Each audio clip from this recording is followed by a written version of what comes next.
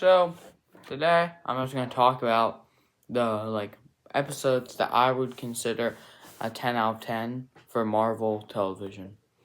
I got this idea basically. I was just looking at IMDb.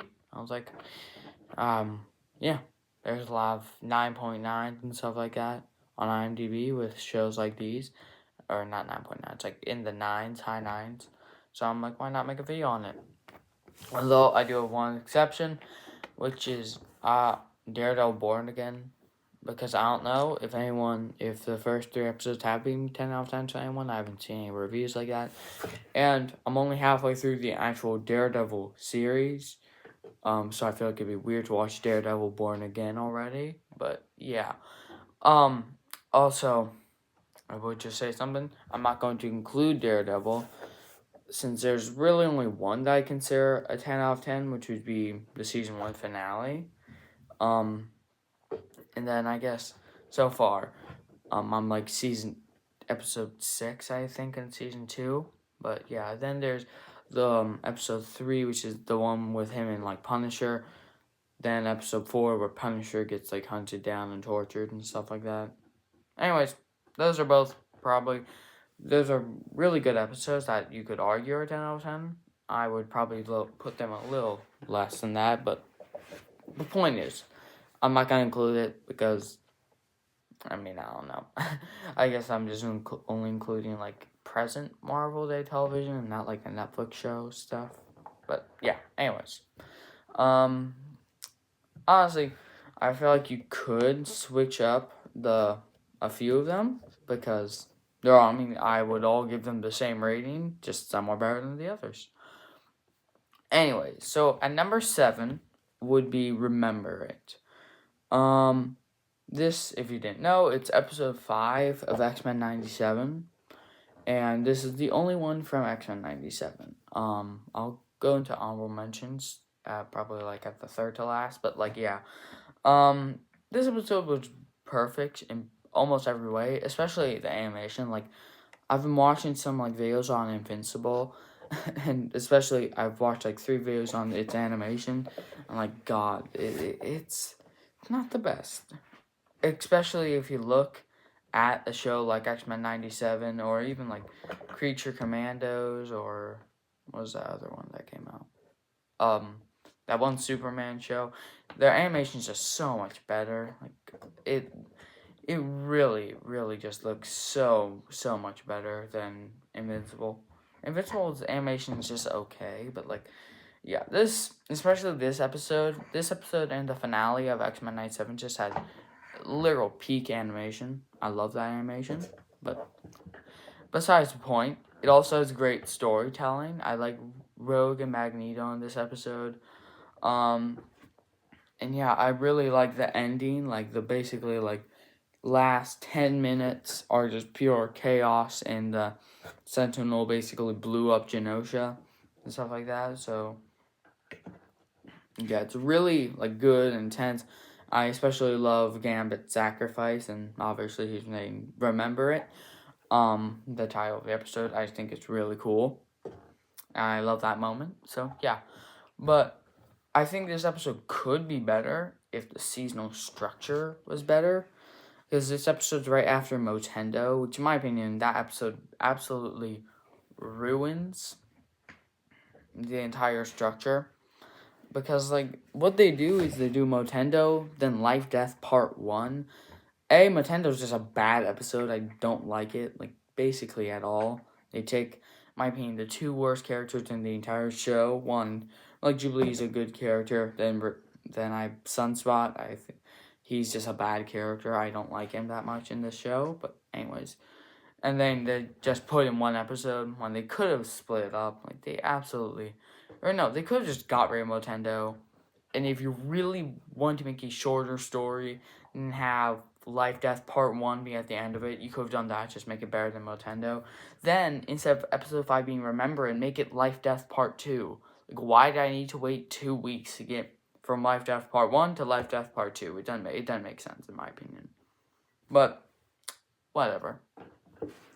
This episode's perfect. It just could be better if they made the seasonal structure better. Especially since at the end of episode 6 in Life Death Part 2, they were reacting to the end of episode 5. You could have done that so we had a better cliffhanger for episode 5. But whatever. I think that's annoying. Anyways, at number 6, I have What If Strange lost his hand instead of his heart. This is absolutely the best episode of What If, like by a long shot. Actually, not by a long shot. The Ultron episode's very close. But it's clearly the best. Like, it has probably the best not animation. Maybe it does, but it has pretty great animation in this episode. It's probably either the best or the second best What If. You can argue the '90s episode was the best at What If, because that's actually a pretty good What If, or the like '80s Avengers one. But anyways. Yeah, this What If is really, really good. Also, Ultron 1's a really good What If. But anyway, they also boost it by pretty good writing. I mean, it's definitely the one with the most story and character. And I like how it doesn't end with Strange being all happy and how he gets the happy ending. No, he becomes the villain by going down this dark quest for darkness and to bring Christine back. And then he just loses. His entire universe is dead. And this is the first time that the Watcher actually fully appeared. So, that's cool. Honestly, even though this is I pray just a really, really, really, really great episode. I don't really have much to say about it. So, next. Anyways, at number 5 is Death's Hand in Mine, or Agatha All Along, episode 7, I think. Yeah, I think it's episode 7. Anyways, you could swap this with 6 or 7. I think the bottom 3 you can swap.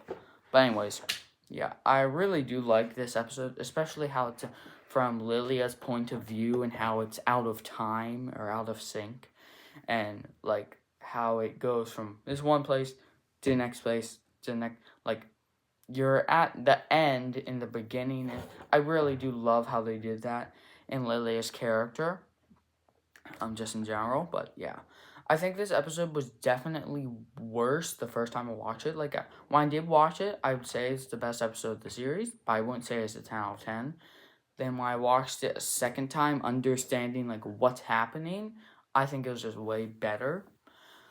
Like, I always thought that her powers were she was getting a vision of the future, and she was expressing that. Then I realized it's actually just her from the future, which is cool. But yeah, I really do love this episode and how they use the time and how she goes back in time to talk to her maestra and how she does all that. I think it's really cool. I just love how this episode is formatted, and I think it does great things for like Lilia's character. And yeah, I really do just like this episode. So yeah. Sorry for saying yeah so much. Anyways, at number 4, it's Heart of the TVA.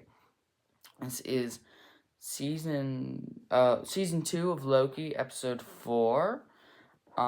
So yeah, I mean I think 3 of the ones on this list are just episode 4s. The Strange one, not previously on, Nexus Event and Heart of the TVA. But like yeah, those are all like so like I don't know. Marvel's just really good at making episode 4, I guess. But yeah. Like, this is really good, and it gives you some great stakes. I mean, basically, the TVA is destroyed, the multiverse is dying at the end of this episode. Loki is really cool, and honestly, I feel like people really just forget how good Heart of the TVA is, because we had Glorious Purpose 2 episodes later, and we also had a really, really great episode in between there in science fiction. But yeah, like, I really do love this episode. So, when I first watched it, I thought it was just going to be the best episode of the season. It was arguably the best episode of the show so far. Then it got surpassed by Glorious Purpose, and then I realized Nexus Event was better.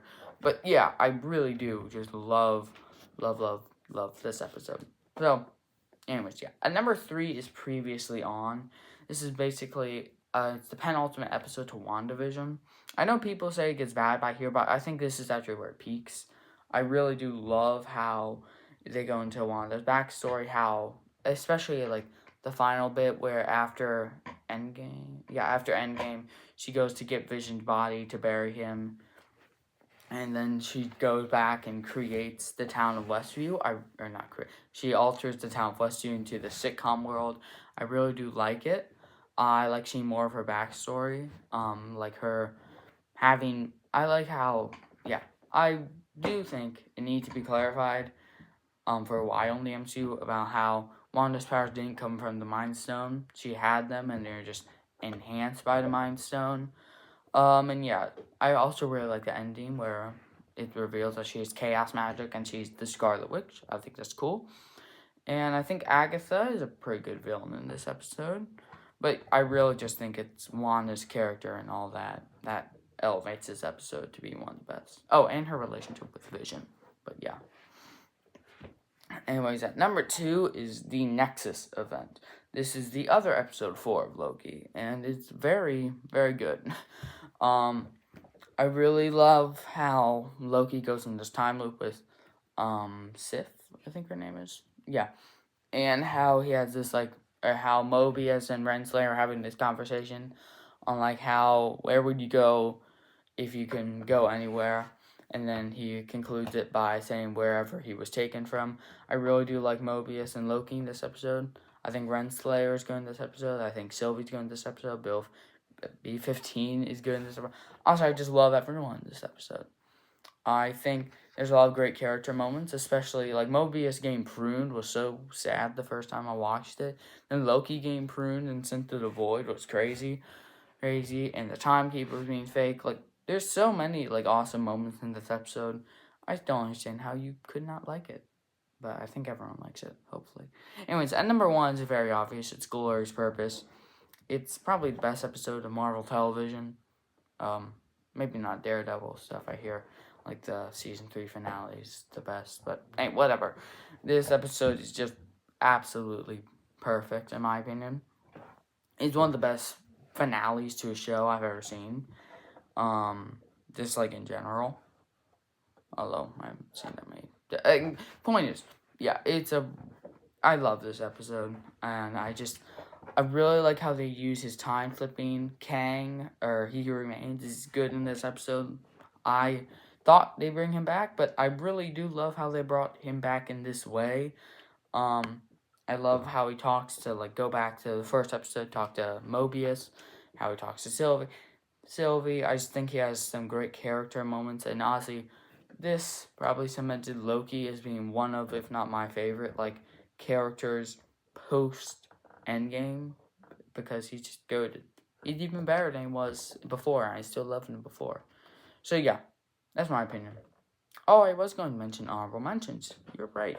Right, me. Anyways, the finale of X-Men 97, I think I actually did say it was a 10 out of 10. I changed my mind. It's more like a 9.8. Like I was talking about, I'm trying to find paper. Yeah, whatever. The Ultron episode of What If, that's probably one of, if not the best. I give that like a 9.8, 9.9, almost a 10 out of 10. Then you could argue the 4th episode of WandaVision is one of the best. And some people would argue Science Fiction and Ouroboros are both 10 out of 10s, or one of them is a 10 out of 10. I've seen people say Ouroboros is the premiere for Loki Season 2. I've seen people say that's a 10 out of 10, but I disagree. I think it's very close. I think it's under 9, but not 10 out of 10 quite. So, yeah, that's my opinion. Bye.